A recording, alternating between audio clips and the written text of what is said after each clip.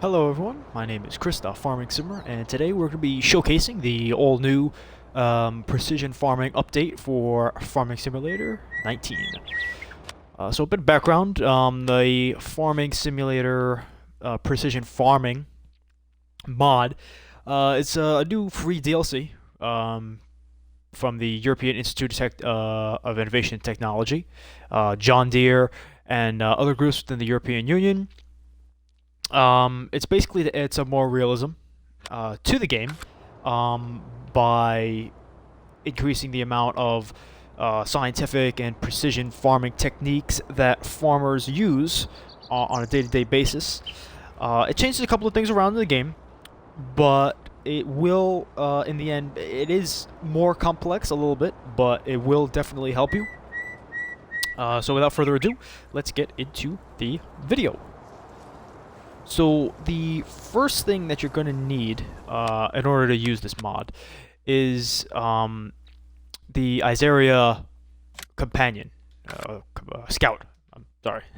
So the Izaria Scout, you could find it. It's easiest just to go to the brands in the store and go to Izaria and find the Scout right here. It's the only product on their list. It's $17,000, but you could lease it for $867 with a daily cost of $170.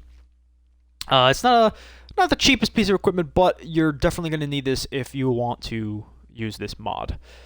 So I already have one hooked up to my tractor. So we'll start off by going to sample a field. So just to show you real quick, there were a couple of additions to the pause menu. So you have your traditional world menu here, and if you go to the right, we have a precision farming menu now. So now, as you can see, most of these fields are not filled out. That's because we haven't tested the soil on there. This field I actually did already. I tried to stream this before, but my mic wasn't working, so that's always good. But this is the field I originally wanted to show you, but I'll show you a brief portion on this, and then I'll go to field 31 here, and I'll show you the entire process. But pretty much, you're going to have a couple of different menus with some more colors and everything. You're going to have soil types. You're going to have the pH level. You're going to have nitrogen level, and then your yield level, your yield percentage. So all of these are going to be able to help you figure out pretty much how to get the most out of your fields and get the most yield. So I'm going to go over to field 31 and I'll show you that process, starting with the field sampler. So the map we're playing on right now is New Woodshire. You can get that in the mod hub. It's one of my favorite maps for the game. Alright, so basically you want to start off by lining up on your field, unfolding the field sample, and if you look on the mini-map in the bottom left-hand corner, you're going to see there's a green circle around your player's icon now. This is basically going to show you the circumference of the field sample, the soil sampler, and where it's going to reach. So in order to do the whole field, you're going to have to take numerous samples. So we'll start off right here. We should get most of that left side, and we're going to back up just so we can get that little corner in there. We'll come to the right a little bit, so we have a little bit more leeway. Let me just check real quick on this Twitch, see if my audio is actually working this time. If you're watching this and you hear me, then you hear my flapping mouth, then you know how. 1 second.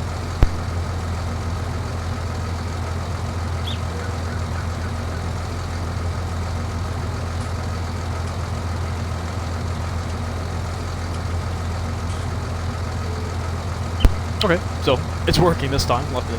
I don't know why it wasn't working that other time, but so we will start by lowering the soil sampler and press X to take a sample.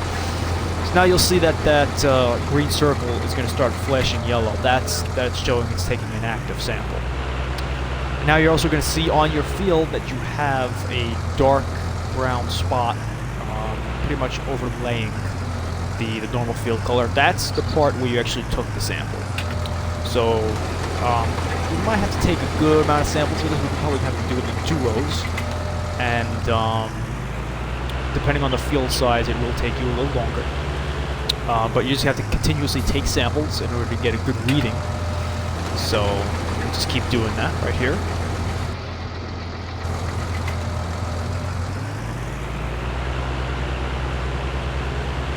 You could hook this up to pretty much any tractor.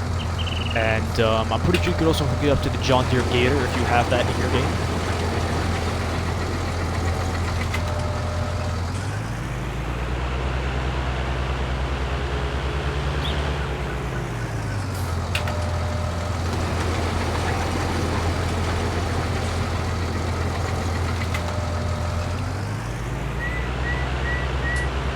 So we'll keep taking samples, go to the end of here.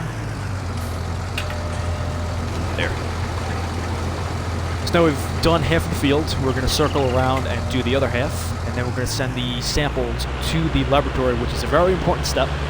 When I first tried this out on one of my other maps, I forgot to send them to the sampling to the laboratory, and I was wondering, why isn't this showing me any information? But I looked up a video, and it actually showed that you have to actually send it to the laboratory, and I'll show you guys how to do that after we have all of our samples collected. But that's an important part. Make sure to do that.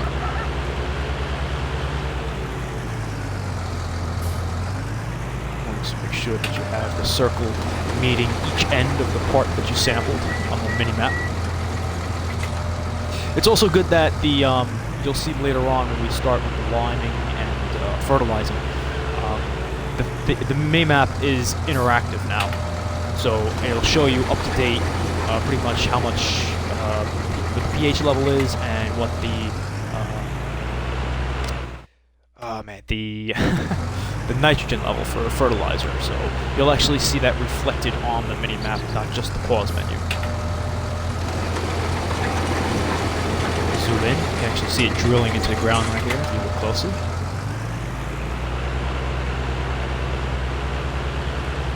So we'll go right here, finish up the field.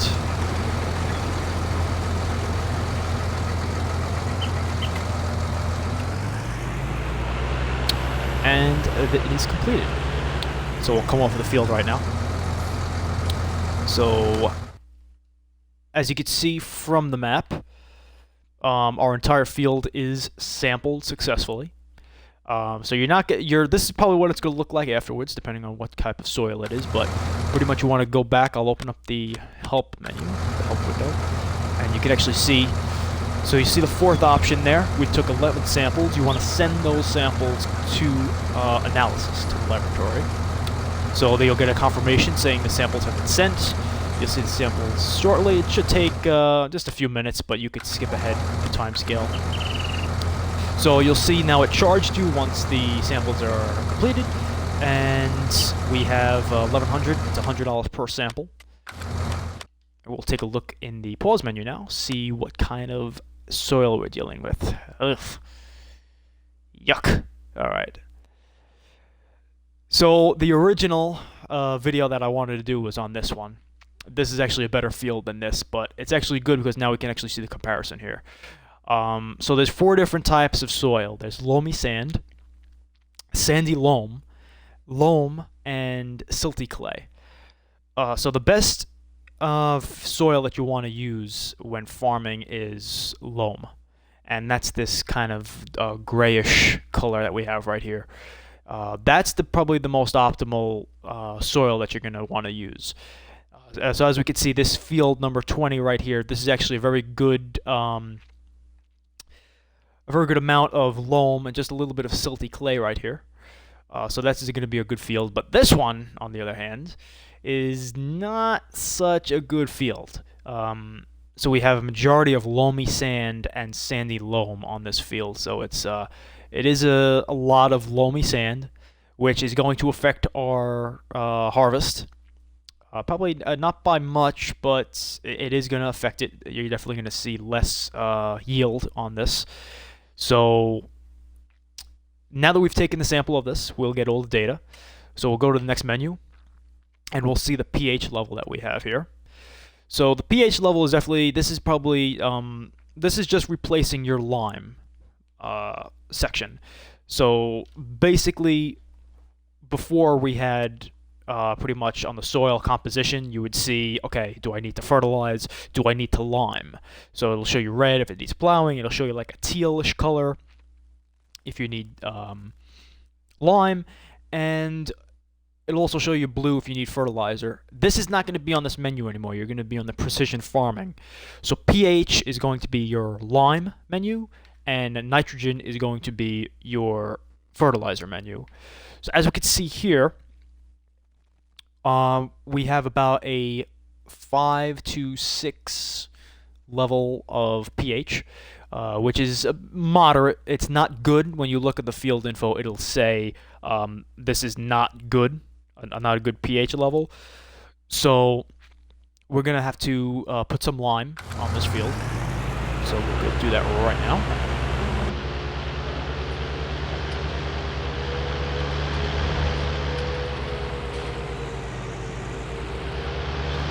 Back.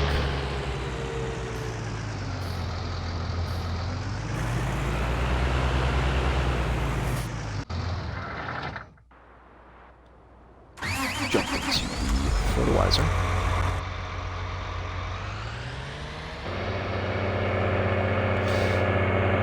So just a quick suggestion. This is a map that I've already played on. And, I've already used it before this DLC came out.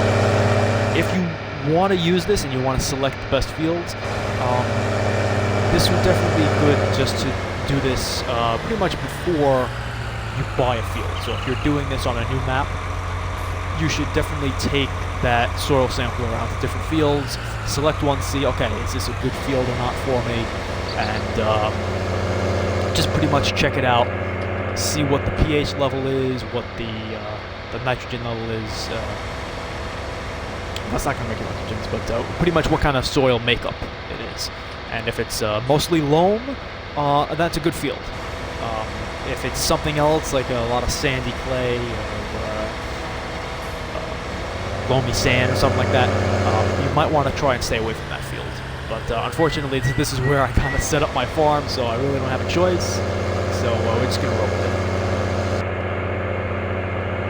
But this definitely would be better to do this on a new map. So if you look closely on the mini-map, you'll see the colors are starting to change just very slightly. This is basically because we have something called automatic adjustments on. So basically, remember how I said at the beginning of the video, this is probably going to save you with some fertilizer costs. So I will hire a worker for this while I show you on the map real quick. No, okay, he's not going to do it. So basically, we have the soil types, and you'll see, so we have like the division between the two soil types right here down this line between the two colors. You'll see that reflected now with the lime. So basically, when you're putting down lime or fertilizer, the game is going to automatically have the control set up as automatic adjustments. This is basically going to use the optimal amount of lime or fertilizer for each field to get it to the optimal amount for that soil type. So you can control it manually, but I do suggest that you keep it on automatic. It'll be easier, and it'll just help you to get the best out of your field. So we'll keep going.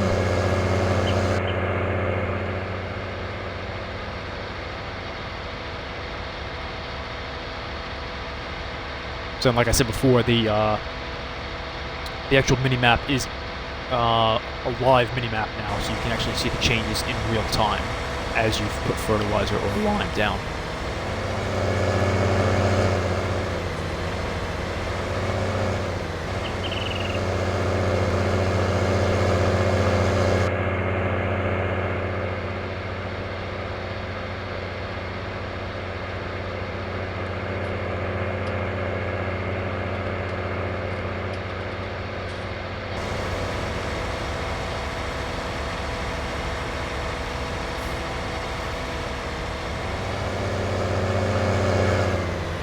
So as you can see, we're not really using that much lime. On the previous field, I did use a lot more lime than I'm using now. Like I said, that's because we're using automatic adjustments. So it's automatically adjusting how much it's actually spraying out for the specific field type. So for some fields you might use more, other fields you might use less. That all depends on your soil types. So it'll save you money, it might cost you some more money, but it'll automatically adjust both lime and fertilizer. And that's across the board. If you're using like a sprayer, like this vehicle that I'm in right now, or a sower that has both the capability to seed and fertilize at the same time, it'll all automatically adjust for your field. Get up into the Magnum here.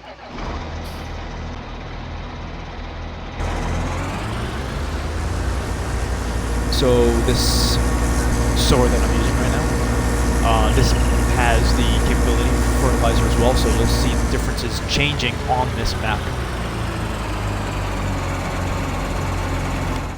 Let's see what kind of crop I could do more of. Some more canola. That way you'll also be able to see the difference. So now we saw that the mini-map also just changed red for this field. That's because we don't have much nitrogen on here. I'll show you real quick. So if you can see in the bottom right-hand corner, we have the pH value and the nitrogen values. So the pH is perfect because we already put the line down. And the nitrogen level is not going to show you anything right now because there's nothing planted here.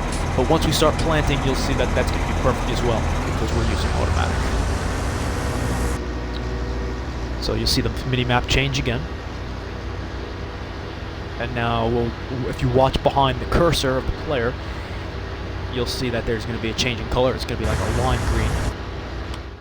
So this essentially means that if we look on nitrogen, that's going to be about 140 kilograms per hectare for this field type. And then if you see, when we go into the secondary field soil type, you'll see that now we have about, I want to say that's 180 kilograms per hectare.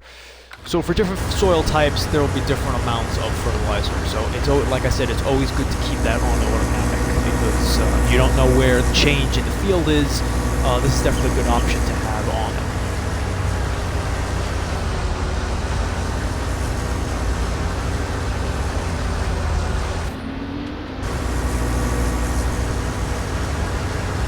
So for the sake of keeping this video short, I don't think I'm going to actually do this entire field because it's going to take a couple of more minutes, and I don't want to bore you guys by just kind of showing you just farming around like this. But basically what I'm going to do is I'm going to finish up this row right here, and then I'm going to end the video. I'll show you some more features, just one more quick feature at the end of this, and we'll actually do the harvesting for both this field and the other field to show you basically how we contributed to it, the economics of it, and pretty much basically how the yield will reflect what we used. So I'll end it right here. Before I do, I'll show you something real quick. So another good option that they added here on the pause menu for precision farming, if you click on one specific map, field, pretty much with your right joystick, it's going to bring up an economic analysis menu. This is basically going to show you the field. It's going to show you how big it is and all the values since the last reset. So the last reset is either a save game or loading into a new game. So basically, since we didn't do anything on this field in this save game, it's not showing anything. So if we go in here, we see that we have something. So we took 11 soil samples. That was $1,100. We put some lime down. We put some mineral fertilizer. That's all showing the costs from what we put down already. Those costs will go up as you put more on the field. Then you have liquid fertilizer, manure, slurry, seeds, etc. So it's showing you every individual cost for this particular field. So it kind of breaks down the costs and your revenue even more, instead of the regular pause menu with the finances. So you'll get the yield once you actually harvest all your crops. It'll actually show you basically what you have there, how much you made, and then it'll show you your net earnings for this particular field, which your costs and your earnings. So it's a good feature. It's definitely a something more interesting to look at. You could also press reset, and that'll reset the costs. That's so we see here we reset those, so you can see pretty much if you want to check out how much you took for one row, one go across the field, you can actually show that value, or you could show the total values, and then right here you can see the total values for this field, which cost us about 6,000, and over here it's about 3,000. And you'll get this for every single one of your fields that you're working on. And then one more thing before we end out the video. I don't think there's anything else besides with the menu. You could actually, if you need further help, you can actually go onto the precision farming. It's all the way on the bottom of the help menu. It'll give you all of the soil types, sampling, pH value, nitrogen, yield. It'll give you some more information on them, some more in-depth knowledge. But there is one more thing that we do need to look at, and that is the helper building. So one thing that they added, one of John Deere's contributions to this update, was a new structure called RTK buildings. Now this is pretty much a GPS beacon for your helpers. So without this, the worker would kind of be going across the field like how I'm driving now, kind of swerving a little bit.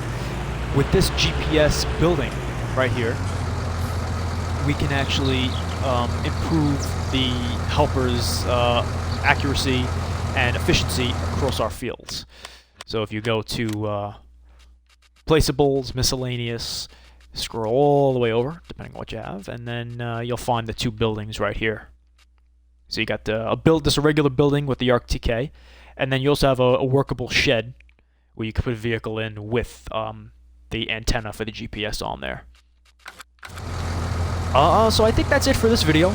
I'll make a second part to this in order to show you guys basically when we harvest, how that's going to change the minimap, show us pretty much all our finances, and how we prepared the fields, pretty much how that's going to affect our harvest and our yield on those particular fields.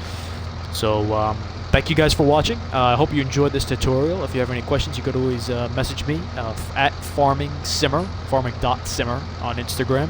On Twitch, I just started using, but you can message me on that too. If you have any questions, be happy to answer them. And that's it for this video. So thank you guys for watching, and I will see you next time.